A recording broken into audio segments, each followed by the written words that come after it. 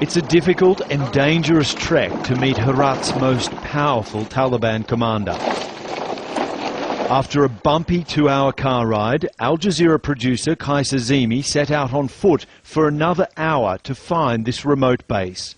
He discovered a group of at least 60 well-armed Taliban fighters, proud to show their faces and their weapons.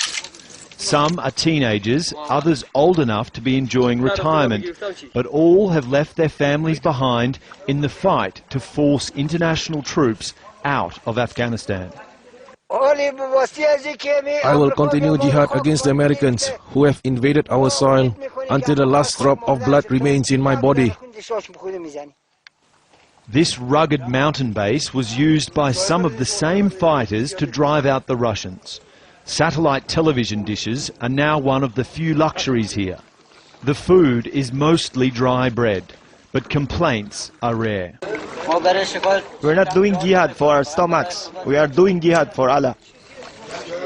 The mountains provide enough refuge to allow rifle training. Some need more practice than others, as bullets spray in the direction of Qais and his camera. Their leader is Ghulam Yahya Akbari, a former mayor of Herat who claims he has another 20 bases like this one. People may wonder why we live up in the mountains. That's because we want to avoid civilian casualties and fight with guerrilla tactics. Akbari is not interested in peace talks, and he says he'll even turn his guns against Taliban leader Mullah Omar if he negotiates with the Afghan government. I do not believe that Mullah Omar would do that. But if they sit with the Afghan government and negotiate, then for us they will be like all other members of the government, and we will continue our jihad. The group also holds 3 young policemen hostage, another sign of Akbari's increase in power since he last met with Al Jazeera. We met them just over a month ago. On that time, they told us that they will be challenging a state government, but now it seems they are a real threat. A spokesperson for the NATO-led international forces dismisses suggestions of an increase in Taliban support.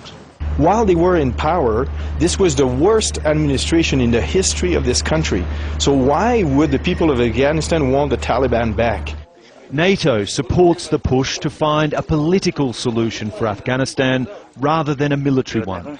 But even after 3 decades of war, there's still so many wanting to fight.